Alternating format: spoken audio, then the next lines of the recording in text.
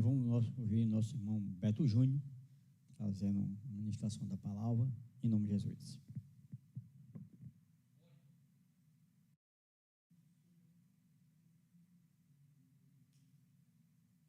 Saúdo a igreja mais uma vez com a paz do Senhor. Queridos, vou ler um texto aqui que se encontra no livro de João, Evangelho segundo escreveu São João.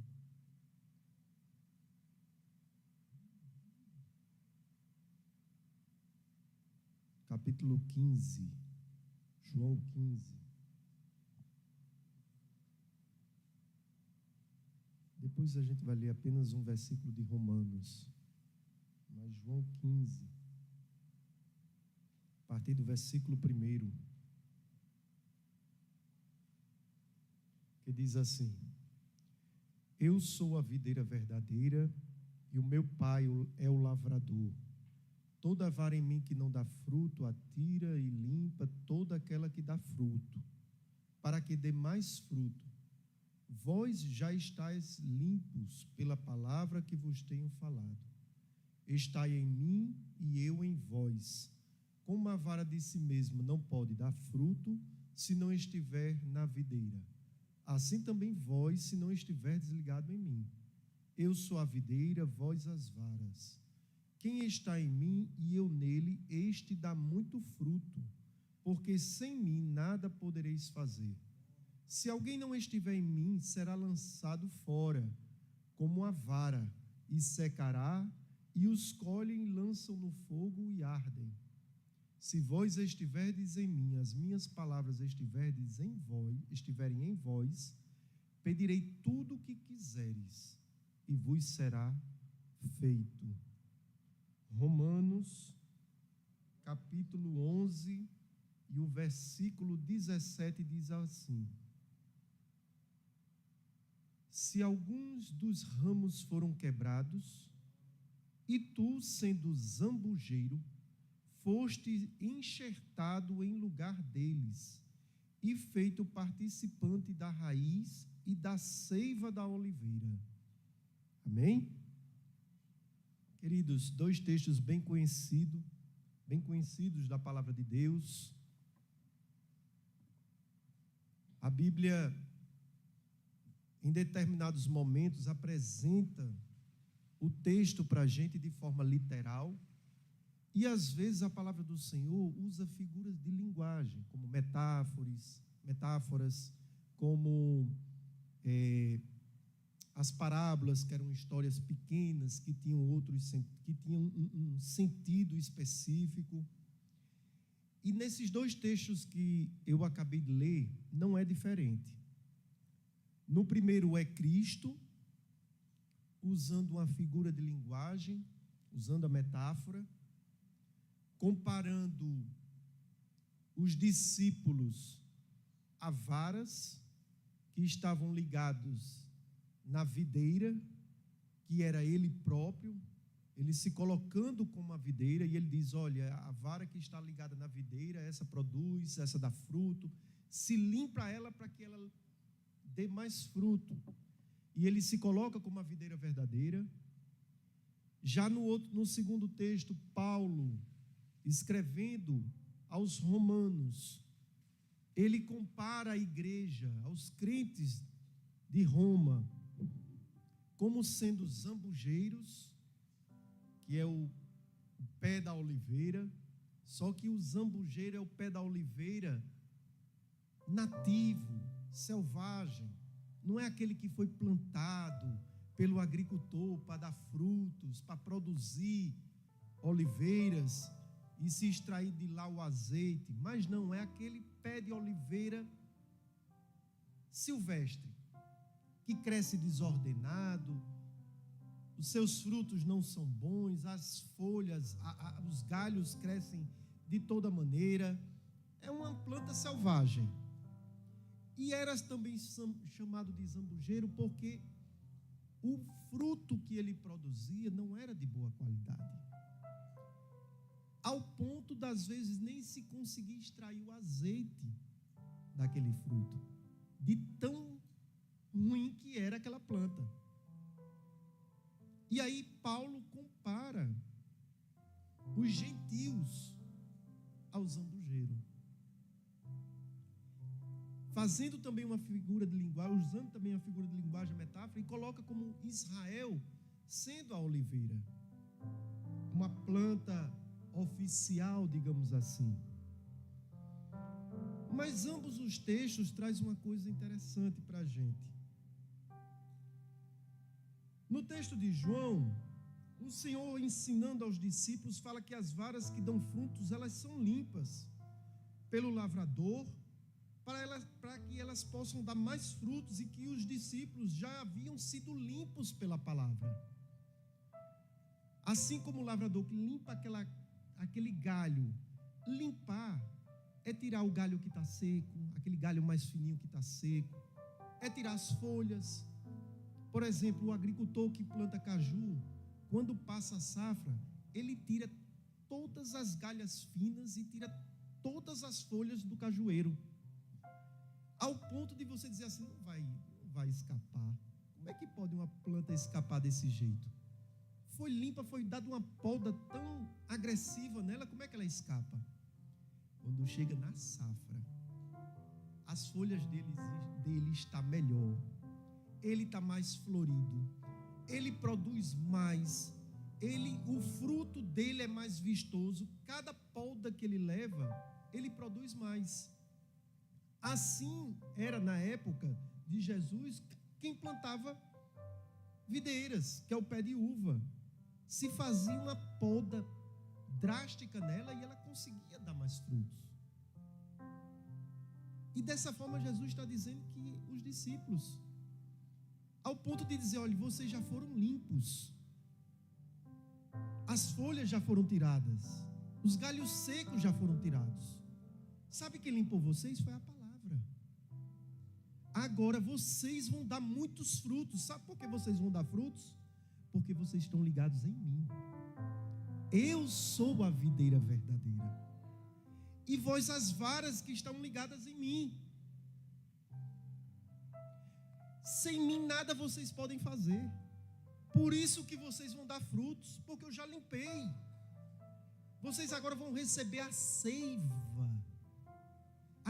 o alimento da planta. É por onde o alimento, os nutrientes da planta vêm pela seiva. É pela seiva que vai para os galhos, que vai para as folhas, que vai para o fruto. E vocês vão receber a seiva do pé da videira. Olhe que figura, de que forma Jesus fala com eles. E ele acrescenta, e aí ele chama a atenção dos discípulos e diz, olha, se vós estiverdes em mim, e as minhas palavras estiverem em vós, pedireis tudo o que quiseres, e vos será feito. Assim é a igreja do Senhor. Nós estamos ligados em Cristo. Nós já fomos limpos pela palavra. Já recebemos a seiva, temos recebido a seiva, o alimento espiritual. O Espírito Santo já está nos alimentando. Nós já produzimos frutos. Nós trabalhamos na obra do Senhor. Aí ele diz, olhe, pelo fato de você estar ligado em mim, e eu já ter lhe limpado, e você está produzindo fruto, tudo que você pedir, você receberá. Talvez a gente não recebe, a Bíblia diz que às vezes a gente não recebe porque a gente não sabe pedir, porque pede mal, ou porque apenas estamos pedindo coisas para nós, coisas materiais. Aqui não fala de coisas materiais, aqui falam de coisas espirituais. Como assim, irmão Beto? Mas aqui não é tudo o que pedires? Jesus estava instruindo os discípulos. Eu vou mostrar para vocês que os discípulos não pediram coisas para eles. Talvez o que eles tenham pedido foi coisas espirituais, e a gente vê eles pedindo a Deus, mas nada para si, coisas materiais. O Espírito Santo desce sobre os discípulos lá em Atos 2, eles são batizados com o Espírito Santo, são revestidos de poder. Quando chega no capítulo 3,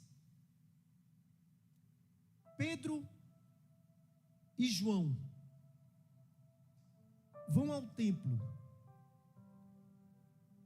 E quando eles chegam na porta do templo, a porta famosa, tinha um homem. Que esse homem todo dia ia para lá.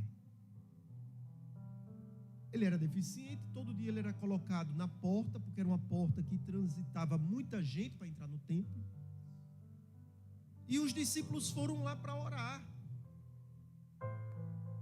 buscar as coisas espirituais.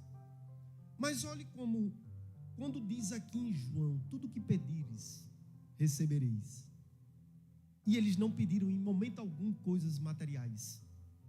Quando eles chegam lá, que vê aquele homem olha para eles e diz assim, e pede uma esmola. Os discípulos param e Pedro olha para ele e faz, olha para nós. E ele olhando como se fosse receber o que ele queria, que era uma ajuda, que era dinheiro. Aí ele diz, olhe, não temos prata, nem temos ouro, mas o que temos, isso te dou. Em nome de Jesus, levanta-te e anda. Naquele momento, Pedro estava dizendo, olha, nós discípulos não temos prata, nós não temos ouro, mas em cumprimento à promessa que Cristo me fez, de tudo que eu pedi no nome dele, ele me daria, pois eu vou pedir agora nesse momento a cura. E aquele homem foi curado. Se cumpriu ou não se cumpriu? Se cumpriu. Aquela figura de ligar, aquela metáfora que Jesus falou aos discípulos, se cumpriu. Até o último dia de vida de cada um dos discípulos.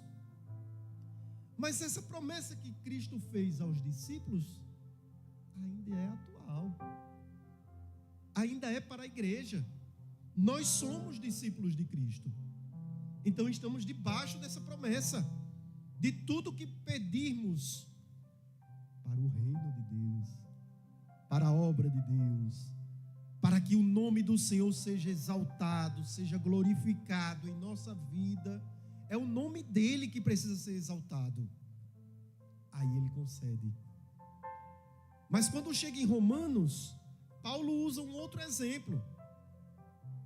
Ele diz, olha, vocês são zambujeiros. Como eu já expliquei o que era o zambujeiro. Só que Paulo agora usa o exemplo do enxerto, que é retirado galhas. O zambujeiro ele não é totalmente desprezado. Olha que interessante. Ele não é totalmente desprezado por ser silvestre, porque produz fruto de má qualidade. Paulo está dizendo, olha, é tirado umas galhas dele. E essas galhas são enxertadas na oliveira boa, para que ela produza fruto. Mas como é feito esse enxerto? Lembre-se, Paulo também está usando aqui uma metáfora. Mas como é feito o enxerto? O agricultor, ele faz uma ferida na árvore boa. Ele abre uma ferida nela. Pega aquele galho da planta ruim, coloca dentro da ferida da planta boa, protege aquela ferida para que aquele galho ruim, da planta ruim, possa dar frutos bons. É desse jeito que é feito o enxerto. Aí Paulo está dizendo, olha, vocês são zambujeiros. Vocês não são gentil, vocês são jambuzeiros. Não havia salvação para o gentil. Porque Cristo, quando veio, ele diz assim, olha, eu vim para o que era meu, porém o meu me rejeitou. E aí foi aberta a salvação para o gentil. Aí Paulo está dizendo, você não era merecedor da salvação. Você não merecia. Você era como zambujeiro. Você era mau. Não havia jeito para você. Nada que saísse de você prestava. Mas sabe o que foi que Cristo fez? O que foi que Deus fez? Por amor ao campo, por amor à vinha, por amor à plantação da videira, sabe o que foi que ele fez? Ele tirou um galho. Você é o galho que foi tirado da planta ruim, que é o pecado, que é o mundo. E foi aberta a ferida. A ferida foi aberta onde? Quem foi a ferida? A Bíblia diz que Ele levou sobre si as nossas enfermidades, que o castigo que nos traz a paz estava sobre Ele. Foi aberta uma ferida no próprio Deus. Ele vem ao mundo e Ele padece dores tremendas. Prego nas mãos, prego nos pés, coroa de espinho na cabeça, chicoteadas, a pele arrancada com chicotes. No final ainda pega-se uma lança e transpassa o seu peito. Essa foi a ferida, para que esse galho ruim fosse colocado dentro da oliveira boa. Oh glória! Você era o galho ruim, meu querido, mas o Senhor abriu uma ferida no próprio Deus e pegou esse galho ruim que era você e colocou dentro dessa ferida. E hoje você está ligado em Cristo. Se alegre por estar ligado no Senhor. Se alegre porque você era aquele galho que não prestava para nada. E agora você é um galho bom, ligado na oliveira, ligado na videira. Você agora recebe a seiva do próprio Deus. Nós temos motivos para nos alegrarmos. A gente não tem motivo para ficar calado. A gente não tem motivo para parar de glorificar a Deus. Se a gente passar 24 horas da nossa vida glorificando a Deus, ainda é pouco pelo que Ele fez. Aquela ferida, Ele não precisava abrir aquela ferida, mas Ele abriu por amor a mim, por amor a você. João escrevendo, não consegue mensurar o tamanho deste amor. Ele diz, porque Deus amou o mundo de uma tal maneira. Eu fico imaginando João olhando para a criação, olhando para o mar, olhando para as montanhas, tentando achar algo que ele pudesse comparar ao amor de Deus, e ele não encontra. Ele não acha nada que possa comparar o amor. Por isso que ele usa a expressão de uma tal maneira, porque ele não sabe o que dizer. Esse amor foi tão grande ao ponto de ferir o próprio filho.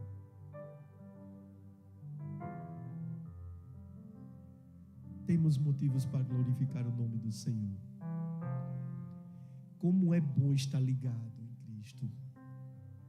Como é bom poder ter a certeza que mesmo sem merecer, Ele fez esse sacrifício por mim. Não há nada no mundo que possa pagar, que possa pelo menos equilibrar essa conta. Não há nada que eu possa fazer, que você possa fazer, que compense esse preço que foi pago, que vale a pena aquela ferida que foi aberta. Mas Ele diz, olhe, faça valer a pena. Sabe por quê? Porque quando decidimos, uma vez conhecendo o Evangelho de Cristo, uma vez experimentando do Espírito Santo, uma vez tendo o nome escrito no livro da vida, a Bíblia diz, mas se pecarmos voluntariamente, já não há mais sacrifício. Perde-se o sentido do sacrifício. Cristo não vai morrer uma segunda vez por este pecado, porque você fez voluntariamente. Você escolheu. Olhe a responsabilidade que nós temos de fazer valer a pena o sacrifício de Cristo. Precisamos entender que precisa valer a pena. Precisamos doar a nossa vida de verdade. Tem que valer a pena. Do que adianta, queridos, veja, do que adianta nos privarmos de tudo que o mundo tem a oferecer? E vejam, não me interprete mal, de tanta coisa boa para a carne que o mundo tem para oferecer, festas, prazeres, tanta coisa que o mundo oferece, nós decidimos nos privar dessas coisas, escolhemos nos privar dessas coisas. Agora imagine chegar no dia da vinda de Cristo e não subirmos com Ele. Do que adiantou ter renunciado tantas coisas e perder a salvação, talvez até por pouca coisa? Vou dar um exemplo para vocês. Pouco se fala nisso nas igrejas, mas o perdão é condição de salvação. Quase não se fala sobre isso. A gente prega a cruz, a gente prega a salvação, a gente prega cura, bênçãos, batismo com o Espírito Santo, poder de Deus, pregamos sobre tudo.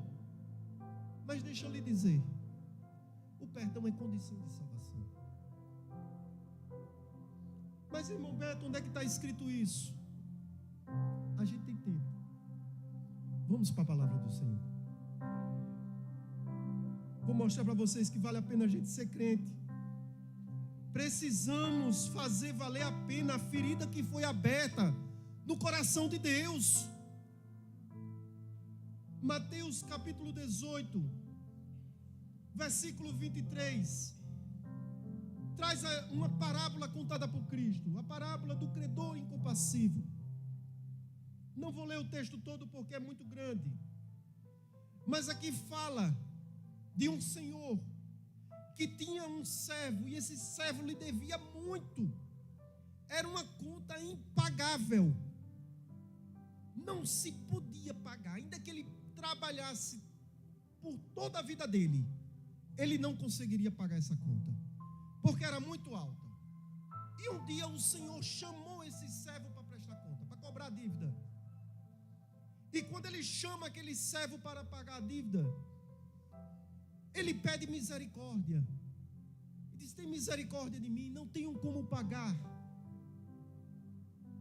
E aquele senhor se compadece do pedido de misericórdia daquele servo e perdoa-lhe a dívida. Passa-se os dias, aquele servo tinha um amigo de trabalho, tinha um conservo que também lhe devia, mas não era uma dívida como a dele, a dívida era menor, era uma dívida pequena, era uma dívida pagável, porém ele não tinha como pagar naquele momento. E aquele servo pressiona e aperta aquele conservo para que pague a dívida.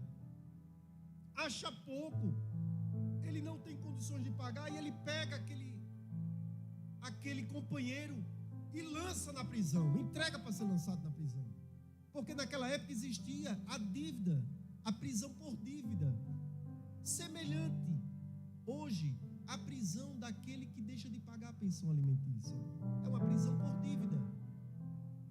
E aquele companheiro dele, aquele conservo, é lançado na prisão. Seus colegas de trabalho sabe daquela história, se sentem mal e chega para o Senhor que tinha perdoado a dívida, e conta o que foi que aquele servo fez. E ele chama o servo. Quando ele chama o servo, ele diz assim: então o Senhor, chamando a sua presença, disse-lhe: servo malvado, perdoei-te toda aquela dívida porque me suplicaste. Não devias tu igualmente ter compaixão do teu companheiro, como eu também tive misericórdia de ti? Estamos falando de perdão. E indignado o seu senhor, entregou aos atormentadores, para que pagasse tudo o que devia. Assim também vos fará meu Pai Celestial, se de coração não perdoares cada um a seu irmão as suas ofensas. Perdão é condição de salvação?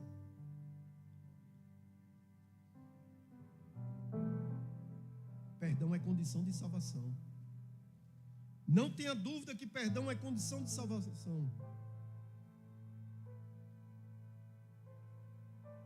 Quando chega em Tiago 5:9, Tiago 5:9, estou dizendo para a igreja isso porque às vezes a gente perde a salvação por besteira. Se Jesus vier agora e você estiver magoado com seu irmão, você não sobe. Precisamos valer a pena o sacrifício de Cristo. Tiago 3.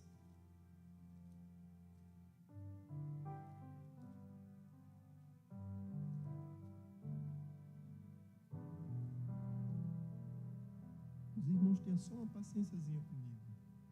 Vai dar certo, como diz nosso pastor. Tiago 5:9 diz assim: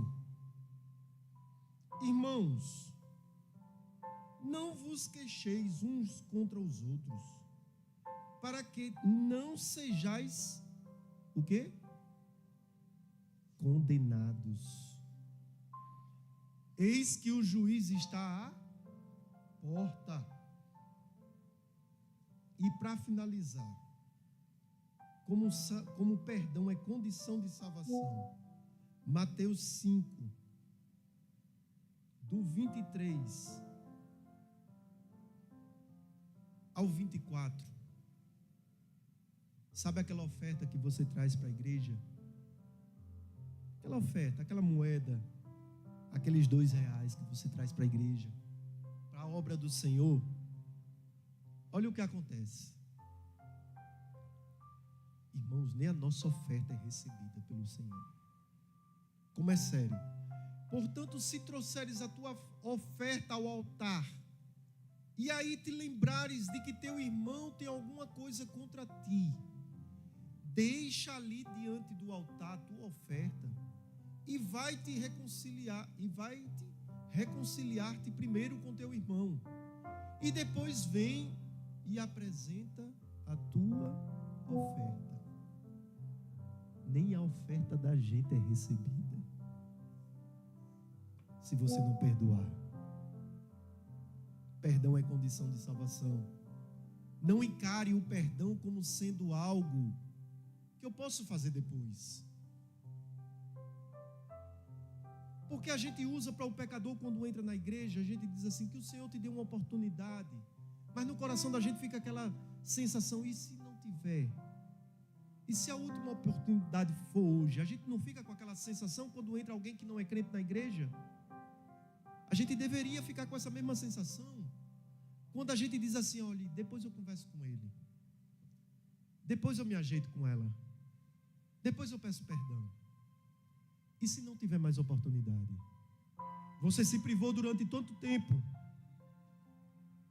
e quando chegar na hora, você perde a salvação porque não perdoou o seu irmão. É triste, mas é o que a Bíblia ensina. Aqui só tem crente. Se essa palavra não serviu para os irmãos da igreja, para mim está servindo. Precisamos valer a pena o sacrifício de Cristo. Precisamos valer a pena a ferida que foi aberta para que nós pudéssemos ser enxertados nele. Precisamos valer a pena, sabendo que nada que façamos poderá pagar ou compensar, mas precisamos valer a pena.